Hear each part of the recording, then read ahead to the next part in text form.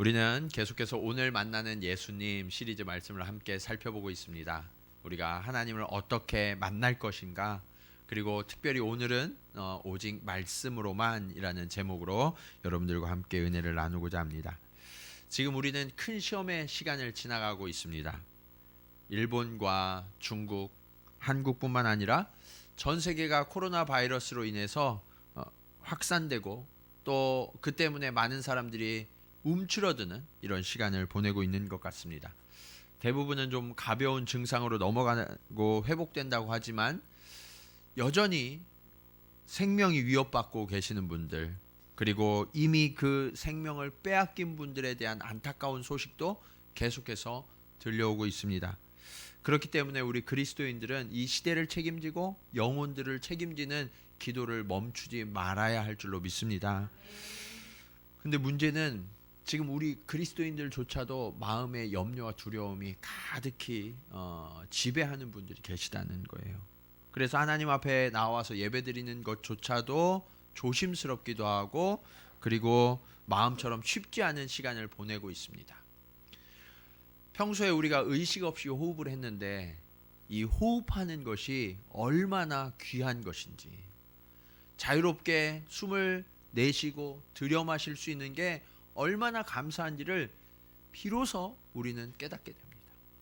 뿐만 아니라 우리의 일상의 하나하나가 너무나 많은 제약들이 벌어지면서 이런 일을 할 수 있고 저런 일을 할 수 있는 것이 정말 귀한 것이었구나 하는 것을 이제서야 깨닫게 됩니다.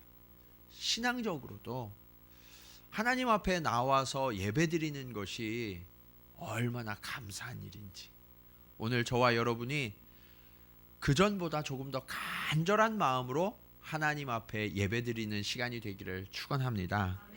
자, 그래서 저는 우리 가운데 있는 이 위기는 왜 일어나는 것이고, 그리고 그리스도인들은 위기를 만났을 때 어떻게 대처해야 하는가, 그 성경적인 교훈을 함께 얻기 원합니다. 자, 시험을 대하는 성도의 자세는 어떠해야 하는가? 첫 번째로, 시험은 누구에게나 온다라는 사실을 우리는 기억해야 합니다. 오늘 본문을 보시면 시험을 받으신 분이 누구였냐면 하나님의 아들이신 예수님이셨어요. 여러분, 이 사실은 무엇을 우리에게 가르쳐 줍니까? 시험과 유혹은 대상을 가리지 않는다는 거예요.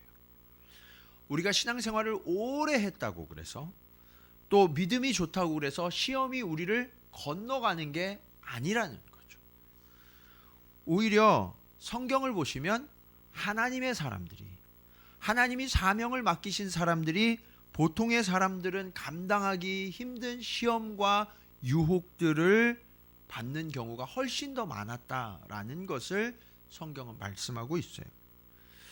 믿음의 조상 아브라함은 하나님이 약속하셔서 갈대아 우르를 떠나고 하란을 떠나서 약속의 땅 가나안으로 들어왔습니다. 그런데 가나안에 와서 그에게 벌어진 일은 무엇이었습니까? 그 땅에 연속해서 기근이 드는데 그 땅에 더 이상 살 수 없을 정도의 아주 극심한 기근이 들어서 한 번은 애굽으로, 한 번은 그랄로 내려가지 않을 수 없는 상황이 되었다는 거예요. 어떻게 하나님이 약속하신 땅, 하나님이 이끌어 가시는 그 인도하심을 따라서 약속의 땅에 들어왔는데 이 땅에서 그런 어려움과 고통을 당할 수밖에 없었을까요? 그런데 여러분, 그것보다도 아브라함의 마음을 더 힘들게 하는 게 있었어요. 그게 뭐냐면, 하나님이 원래 아브람이었는데 아브라함이라는 이름을 주셨잖아요. 그 이름이 뜻이 뭐예요? 열국의 아버지라는 거예요. 하나님이 아주 멋지게 열국의 아버지라는 이름을 주셨는데 아브라함이 99세 되고 사라가 89세가 되어서 신체적으로 더 이상 아이를 낳을 수 없는 나이가 훨씬 더 지나기까지 하나님이 열국의 아버지는커녕 자손 한 명도 허락하시지 않았다는 거예요. 이게 아브라함에게 얼마나 큰 어려움이 됐을까요? 하나님이 함께 하신다고 그랬는데 도대체 어떻게 함께 하시는지, 어떤 복을 주시는지 그 실체를 경험할 수 없는 그 시간들이 아브라함에게는 얼마나 힘들고 어려운 시간이었을 거예요. 뿐만 아니라 하나님이 이스라엘 백성 그들을 구원해 내기 위하여서 선택했던 사람이 누구입니까? 모세죠. 애굽에서 이스라엘 백성들을 구원하시기 위해서 이 모세를 처음부터 계획하셨고 하나님의 섭리하심으로 이끌어내셨던 사람이 바로 모세예요. 그런데 하나님께서 모세를 부르신 후에 바로에게 가서 내 말을 전해라 라고 하시잖아요. 그 말을 하나님의 말씀에 순종하여서 바로에게 가서 말을 하면 바로가 들어줘야 되는데 들어줘요, 안 들어줘요? 안 들어줘요. 거절해요.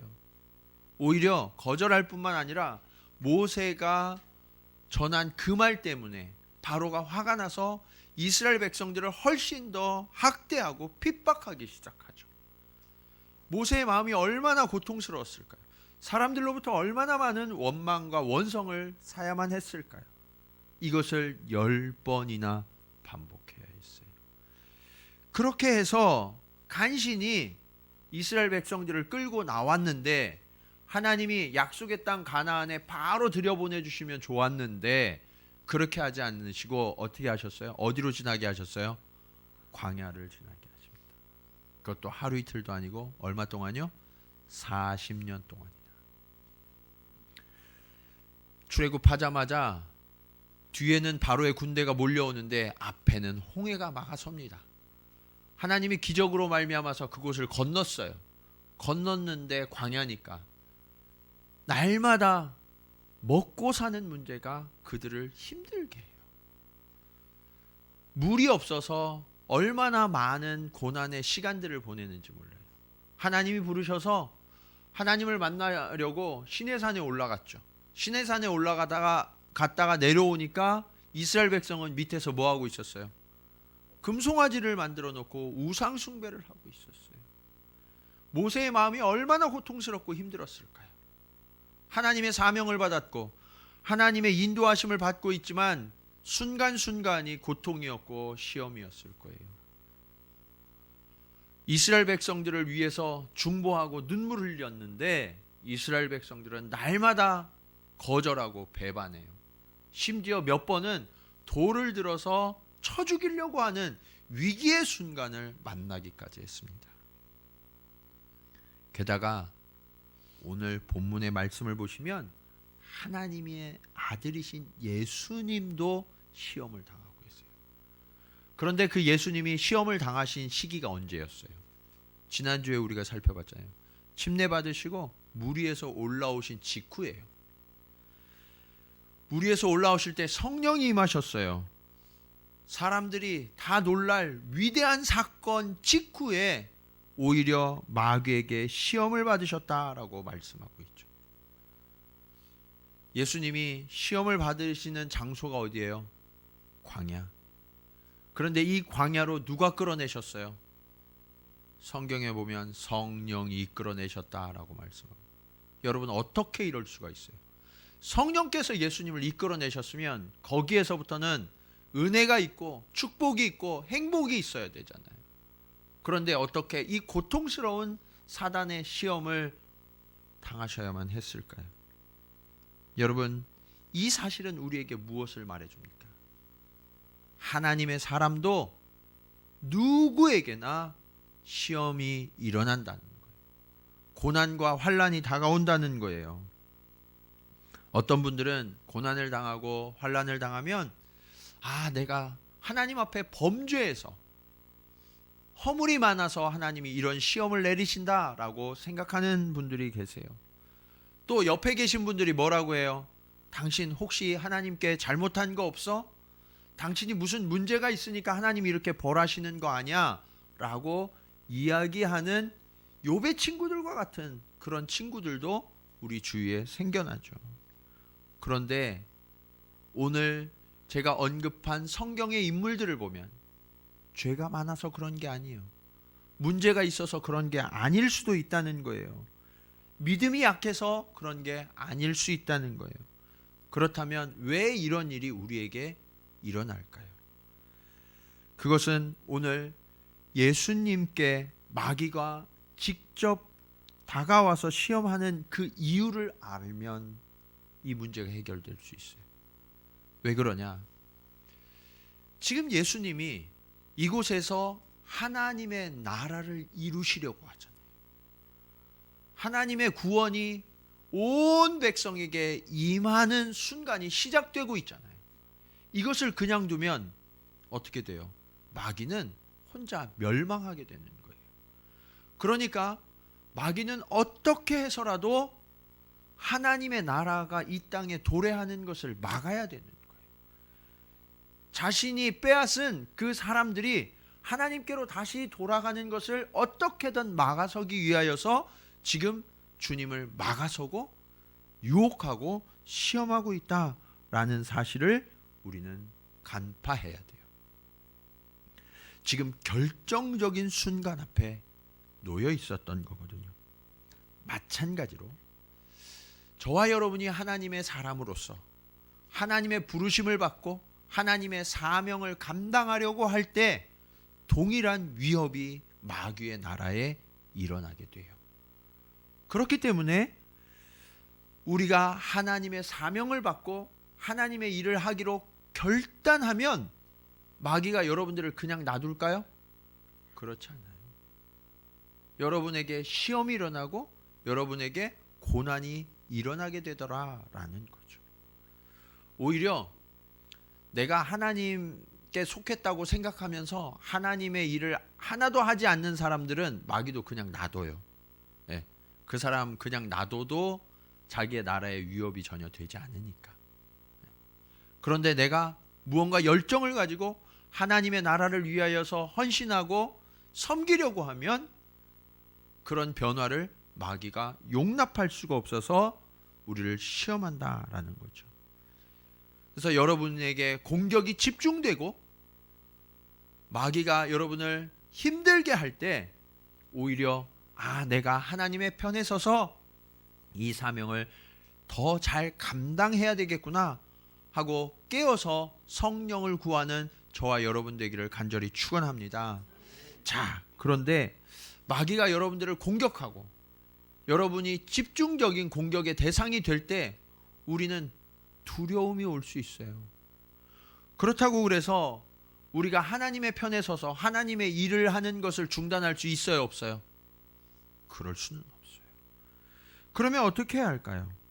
마귀가 공격하는 패턴을 잘 알아야 돼요. 그것이 오늘 말씀의 두 번째 교훈이에요. 시험은요, 자기 자신의 약점을 보여주는 거울과 같아요. 여러분, 요즘 스포츠 과학이 발전하고 있는데 스포츠 시합을 앞둔 선수들이 자신의 몸을 만들고 훈련하는 것도 중요하지만 그것과 거의 비슷할 정도로 준비하는 게 있다고 그래요. 그게 뭐냐면 나와 시합을 할 상대의 전력을 분석하는 거예요. 그래서 그 선수의 장점이 뭐고 약점이 뭔지를 잘 간파해서 그래서 시합에 임하면 그 시합에 이기게 된다라고 이야기해요. 그래서 요즘은 어떤 직업이 각광받고 있냐면 스포츠 선수들 중에 이 경기 분석관, 경기를 잘 분석해서 이 시합을 이길 수 있도록 도와주는 이 직업이 각광받고 있다고 하죠. 왜 그럴까요? 싸움의 비결을 알고 싸우면 승리하기 때문에 그래요. 그런데 사단 마귀는 우리의 약점을 잘 알까요? 모를까요? 잘 알죠. 너무나 잘 알죠. 나보다 나를 더 잘 알고 있는 상대예요. 그렇기 때문에 이 사단은요, 우리의 약점을 아주 집중적으로 공격하고요, 집요하게 놓지 않고 공격하는 특성을 가지고 있어요. 이기기 위해서라면 수단과 방법을 가리지 않는 비열함도 그냥 사용하는 존재가 마귀예요. 그래서 우리는 이 마귀가 공격하는 패턴과 루트를 정확하게 알면 나의 약점을 오히려 극복할 수 있는 비결을 얻게 돼요. 오늘 예수님을 시험하는 이 세 가지 단계를 보면서 우리가 가지는 약점들을 어떻게 극복해야 하는지를 우리가 함께 살펴보려고 그러는데요. 첫 번째 시험이 어떤 거였나요? 돌들로 떡덩이가 되게 하라 라는 시험이었어요. 여러분, 마귀가 왜 뜬금없이 광야에서 돌로 떡덩이를 만들려고 했을까요? 지금 마귀가 배가 고파서 떡을 먹고 싶어서 그랬을까요? 그런 게 아니잖아요. 지금 마귀는요, 예수님의 상태를 아주 정확하게 간파하고 있었던 거예요.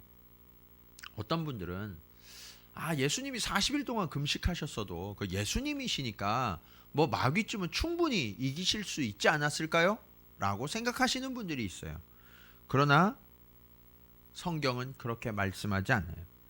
2절 말씀해 보시면 이렇게 말씀하고 있죠. 40일을 밤낮으로 금식한 후에 어떠신지라? 줄이신지라. 예수님도요, 우리와 똑같은 인간의 몸을 가지시고 이 땅에 오셨기 때문에 40일 동안 금식하시면 그 다음에 배가 너무너무 고프셨다는 거예요. 지금 예수님에게 있어서 가장 큰 취약점은 뭐냐면 배고픔. 이 육체적인 배고픔이었어요. 그것을 알고 지금 사단이 정확하게 찔러 공격하고 있었던 거죠. 여러분, 예수님이 그러셨다면 우리들 모든 인간은요, 이 육체적인 한계가 약점이에요. 그리고 우리의 욕망이 약점이 될 수 있어요. 그래서 사단은요, 우리의 육체적인 한계와 우리의 속에서 꿈틀대는 이 욕망을 정확하게 알고 공격해 들어온다라는 사실을 우리는 깨달아야 해요. 여러분, 그래서 우리가 가진 이 육체적인 욕망과 원함을 잘 분별하고 다스릴 수 있어야 해요. 저는 이 육체적인 욕망과 원함 자체가 나쁘다고 말씀드리는 건 아니에요. 배가 고프면 먹어야죠. 이 원함은 자체가 나쁜 건 아니에요. 그런데 이것을 절제하지 못하고 잘 다루지 못하면, 그래서 너무 과한 욕심을 부리면 그때는 이 욕망이 우리를 삼키게 되고 결국은 우리를 무너뜨리는 통로가 되는 거예요. 그것을 잘 보여주는 사람이 누구냐? 최초의 인간이었던 아담과 하와죠. 아담과 하와의 마음속에 꿈틀대던 욕망이 있어요. 그게 뭐예요? 선악과를 먹고 싶다. 그들이 선악과를 따먹는 순간 그들은 이 시험에 지고 말았던 거예요. 그래서 많은 인류는요, 조상을 닮아서 지금까지 대부분 어느 단계에서 넘어지냐? 욕망의 단계에서 넘어져요. 가장 초보적인 단계에서. 저와 여러분은 어떻습니까? 우리도 이 욕망 때문에 시험에 들고 넘어지고 있지는 않습니까? 이것이 우리의 약점이 된다면 이것을 잘 깨닫고 보완하는 저와 여러분 되기를 축원합니다. 자, 두 번째 시험은 어떤 시험이었나요? 5절에 보시면 마귀가 예수님을 예루살렘 성, 그리고 그곳에서도 가장 높은 성전 꼭대기로 데리고 갑니다. 그리고 6절에 이렇게 말하죠. 이르되 내가 만일 하나님의 아들이거든 어떻게 하라? 뛰어내리라. 그런데 많은 분들이 어느 말에 주목하냐면 뛰어내리라, 이 말에 주목해요. 하지만 여기에서 우리가 진짜 간파해야 할 마귀의 그 함정은 어디에 있냐면 내가 만일 하나님의 아들이거든 에 있어요. 여러분, 마귀가 예수님이 하나님의 아들이라는 사실을 알았을까요? 몰랐을까요? 알죠. 성경 곳곳에 보면, 복음서에 보시면 당시의 종교 지도자들은 예수님이 누구인지를 알지도 못했고 엉뚱한 소리를 해요. 그러나 귀신은요, 예수님에 대해서 다 하나님의 아들이라고 동일하게 고백하는 것을 알 수 있어요. 예수님이 오히려 그것을 말하지 말라고 엄히 꾸중하시죠.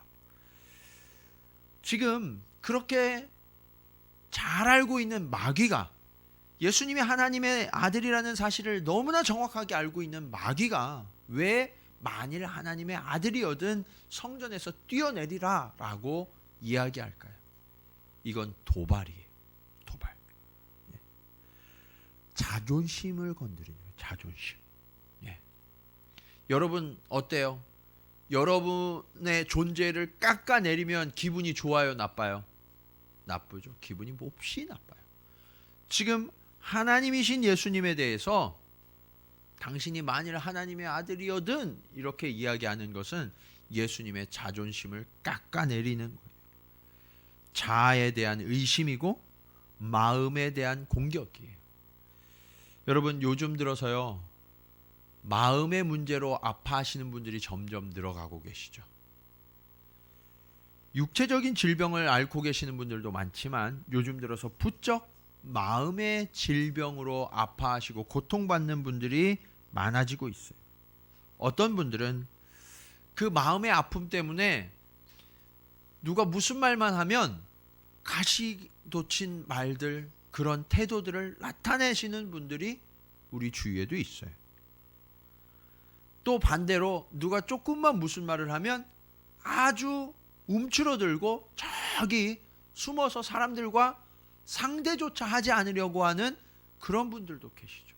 이게 지금 일본의 사회적인 심각한 문제가 되기도 하잖아요. 어떤 분들은 특히 요즘의 젊은이들, 자신의 정체성의 혼란을 가진 젊은이들이 많이 있어요. 내가 뭐 하는 사람이지? 내가 어떤 존재이지? 어떻게 살아야 되지? 그것을 알지 못하니까 점점 무기력해지는 거예요. 그래서 히키코모리처럼 아예 그냥 들어가서 집 밖으로 나오지 않는 그런 무기력한 상태에 있는 분들도 얼마나 많이 있습니까? 이렇게 우리의 정체성과 마음에 대한 공격은요, 은밀하지만 훨씬 더 예리하고 아프게 우리를 공격하는 경우들이 많이 있어요. 사람들은요, 육체적인 공격이 들어오고 육체적인 아픔이나 문제가 생기면 어때요? 금방 약을 드시고 금방 병원에 가서 대응을 해요. 그러나 정서적인 문제, 마음의 문제가 생기면 어떻게 되냐면 사람들이 혼란에 빠져요. 어떻게 해야 될지 몰라서 발만 동동 구르는 분들이 참 많이 있어요. 심지어는 우리 그리스도인들 중에도 이 마음의 문제를 잘 다루지 못해서 아파하시는 분들이 얼마나 많이 있는지 몰라요. 여러분, 이 문제를 넘어서야 돼요. 사단은 그렇게 우리의 마음을 아프게 하지만 예수 그리스도는 우리의 위로가 되시고 우리를 안식케 하시는 주님이심을 믿으시기 바랍니다. 자, 세 번째로 예수님을 시험한 마귀의 시험은 무엇이었습니까? 높은 산 꼭대기로 올라가서 천하만국과 영광을 보여주면서 그 모든 것을 너에게 주겠다. 이게 무슨 시험일까요? 많은 사람들을 마지막까지 집요하게 끝까지 공격하는 공격이에요. 이게 뭐냐면 명예에 대한 공격. 명예, 성공, 목적, 사명, 이런 공격들. 여러분, 명예와 사명에 대한 이 공격은요, 오히려 육체적이고 마음에 대한 공격을 그냥 거뜬히 넘으신 성숙하고 그리고 원숙한 그런 분들까지도 위협하고 무너뜨릴 수 있는 마귀의 결정적인 한 방이에요. 명예욕은 나이를 먹어도 사그러들지 않는다고 그래요. 성공하고 싶은 그 마음은 내가 아무리 많은 것을 가져도 이것이 꺼지지 않는다고 그래요. 그러다 보니까 여기에서 끝까지 자유롭지 못해서 인생 내내 잘 살아오셨는데, 너무나 존경받고 괜찮은 분이셨는데 인생의 마지막 순간에 무너지는 분들을 우리 주변에서 종종 만나게 돼요. 너무나 안타까운 일이죠. 여러분, 이 시험의 핵심이 어디 있냐면 9절에 보시면 이렇게 사단이 말해요. 이르되 만일 내게 엎드려 경배하면 이 모든 것을 내게 주리라. 무엇이 문제냐면 만일 내게 엎드려 경배하면 우리가 누구에게 엎드리느냐, 누구를 의지하느냐의 문제로 귀결되는 거예요. 여러분은 누구를 믿으십니까? 누구를 믿으세요? 네, 예수님, 하나님 성령님을 믿으시잖아요. 그런데 우리는 분명 그렇게 고백하는데 이 자리에서 아니라 세상에 나갔을 때 여러분이 정말 예수님을 항상 의지하고 항상 여러분의 자리에 주인 되도록 초청하는가? 그것을 우리는 질문할 수 있어야 돼요. 사단은요, 예수님을 하나님 앞으로 끌고 가서 거기에서 질문한 게 아니에요. 어디로 끌고 갔어요? 높은 곳으로 올라가서 뭘 보여줬어요? 천하만국과 영광을 보여주면서. 그러니까 우리가 지금 무엇을 보고 있느냐, 그게 중요한 거예요. 그래서 여러분이 지금 사업하고 계시는 분들 계시면 사업에 대박 날 수 있는 절호의 기회가 지금 내 눈앞에 펼쳐져 있을 때, 지금 내가 여기에 서명 하나 하면 나뿐만 아니라 우리 자손 대대로 진짜 떵떵거리면서 살 수 있는 그런 기회를 맞이했을 때 내가 지금 무엇을 더 의지하고 더 바라는가? 그것을 지금 하나님은 질문하고 계시는 거예요.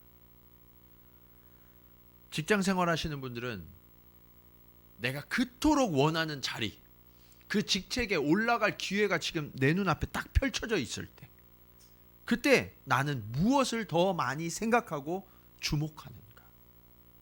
우리 어머니들, 우리 자녀들의 성적이 쭉쭉 오르거나 우리 자녀들의 인생이 확 뒤바뀌어서 너무나 형통한 기회를 얻을 만한 그런 자리에 지금 우리가 딱 서 있을 때, 그때 우리는 무엇을 주목하고 무엇을 의지하는가? 교회도 마찬가지예요. 우리는 사명을 말하고 영혼 구원을 말하고 부흥을 말하지만 그런 명목으로 우리를 유혹하고 우리를 시험하는 것들이 얼마나 많은지 몰라요. 부흥하면 모든 게 덮어지는 것 같고, 교회가 성장하면 많은 사람들이 몰려오면 모든 게 끝나는 것처럼 그렇게 이야기되는 그때, 사실은 하나님이 거기에 계시는지, 우리가 옳고 바른 방법을 모든 과정 중에 지속적으로 흠없이 걸어가고 있는지 지금 사단이 시험하고 있는 거예요. 여러분, 교회서가 아니라 우리의 일상이 하나님을 얼마나 주목하고 있는지, 하나님을 전적으로 신뢰하며 의지하고 그분의 말씀에 귀 기울이고 있는가, 지금 사단은 우리를 테스트하고 있는 거예요. 왜요? 사단은 우리의 약점을 너무나 잘 알고 있거든요. 여러분, 이렇게 약점 투성이인 우리를 너무나 잘 알고 공격해 들어오는 이 사단 앞에서 우리는 어떻게 싸움을 이길 수 있을까요? 그것이 오늘 말씀의 마지막 교훈이에요. 시험을 이기는 비결은 오직 말씀에만 있습니다. 여러분, 예수님은 이 시험 세 가지를 무엇으로 이기셨나요? 말씀으로 이기셨어요. 하나님의 말씀으로. 여러분이 성경을 읽으실 때 본 것처럼 예수님은 모든 시험을 말씀으로 이기셨다라고 분명하게 기록되어 있어요. 그러면 여러분의 삶의 자리에서 일어나고 있는 시험들을 무엇으로 이겨야 돼요? 말씀으로. 그런데 여러분은 말씀이 먼저 생각나고 그 말씀에 순종합니까? 아니면 내가 할 수 있는 것들을 먼저 하고 내 능력을 나타내려고 합니까? 많은 분들이 머리로는 말씀으로 이겨야 된다는 걸 알아요. 그러나 생각이 빠르고 행동이 먼저 되는 사람들이 얼마나 많은지 몰라요. 여기에 우리의 문제가 있어요. 말씀 좋은데 그 말씀대로 살아서는 세상을 살 수가 없어요 라는 것이 우리 안에 들어오는 또 다른 질문이 아닙니까? 저는 그런 질문을 너무 많이 받았어요. 목사님, 말씀대로 살면 우리 망해요. 안 된다니까요. 그건 이상적인 이야기예요. 왜 이런 일들이 우리에게 일어날까요? 여러분, 이걸 잘 아셔야 돼요. 주님께서는 사단을 물리치실 때 이렇게 말씀하셨어요. 사람이 떡으로만 살 것이요 아니요 하나님의 입으로부터 나오는 모든 말씀으로 살지니라. 사단도 그 말씀을 듣고 나서 더 이상 예수님께는 육체적인 시험으로 안 되겠구나 하고 물러났거든요. 그런데 여기에 남은 문제가 있어요. 우리가 고민하는 문제. 그게 뭐냐면 사단은 떠나갔는데 배는 고파요, 안 고파요? 네? 고파요, 안 고파요? 고파요. 이상해요. 시험을 이겼고 사단은 떠나갔는데 배는 고픈 문제가 여전히 남아있다는 거. 여러분, 그게 문제잖아요. 사단이 떠나가고 시험이 끝나면 배가 불러줘야 되는데 배가 안 불러지는 거예요. 여전히 배가 고픈 거예요. 또 주님이 물리치신 말씀, 주 너의 하나님을 시험하지 말라. 그러니까 사단이 떠나갔어요. 주님이 이기셨어요. 그런데 문제는 뭐예요? 이 사단이 주님을 도발하는 거였잖아요. 정체성을 의심하는 거였잖아요. 시험을 이겼는데 백성들은 끊임없이 주님께 정체성을 의심하고 도발해요. 심지어 주님을 모욕하죠. 그리고 주님이 십자가를 지신 그 순간에도 사람들은 뭐라고 조롱해요? 내가 만일 하나님의 아들이거든 내려와라, 너를 구원하라. 침뱉으며 예수님을 조롱하는 그 일은 끊이지 않는다는 거예요. 어떻게 이럴 수 있어요? 이기셨는데 왜 이런 일이 지속돼야 되나요? 마지막 시험을 이기신 말씀, 주 너의 하나님께 경배하고 다만 그를 섬기라. 자신의 명예, 성공을 도전하는 그 시험을 이기셨어요. 그런데 사람들은요, 계속해서 주님을 거절해요. 심지어 예수님이 예루살렘에 입성하실 때 사람들은 호산나 호산나 외치면서 종려나무 가지를 흔들고 자신의 옷을 벗어 길거리에 깔면서 예수님을 맞이했던 그 사람들이 며칠 만에 바라바를 놓아주고 예수를 십자가에 못 박으라고 저주하는 목소리의 사람들로 바뀌고 말았잖아요. 여러분, 왜 이런 일이 일어나나요? 저와 여러분이 이 문제를 지금 풀지 못하면 우리가 일상 속에서 일어나고 있는 이 시험을 말씀으로 이긴다는 것은 불가능해요. 이 문제를 어떻게 해결해야 할까? 왜 주님은 이것을 말씀으로 이기셨다라고 표현하셨을까? 말씀으로 이긴다고 하는 의미는 우리의 배가 불러지고 사람들이 더 이상 조롱하지 않고 예수님을 인정하는 문제와는 차원이 다른 문제라는 거예요. 그걸 아셔야 우리는 말씀으로 승리할 수 있어요. 여러분, 지금 나를 둘러싼 환경을 바꾸려고, 나를 조롱하고 나를 대적하는 사람을 바꾸려고 말씀으로 싸우는 게 아니라는 거예요. 말씀을 선포하는 순간 나에게 일어나는 놀라운 변화는 무엇이냐? 지금 이전까지는 상황이, 환경이, 사람이 나를 지배했었는데 말씀을 선포하는 순간부터는 더 이상 사람이, 환경이 나를 지배하는 것이 아니라 하나님께서 나의 주관자가 되어주시고 하나님의 나라가 나를 통치하는 순간이 시작된다. 이 놀라운 변화, 이것이 말씀으로 이기는 싸움의 핵심이라는 사실을 여러분 기억하시기를 부탁드립니다. 여러분, 그 순간부터 저와 여러분의 인생의 주도권이 바뀌는 거예요.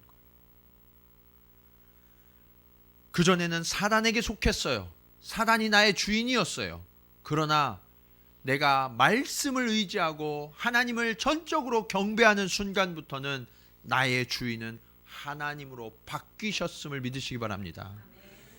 그래서 오늘 말씀의 마지막 구절인 11절은 이렇게 설명합니다.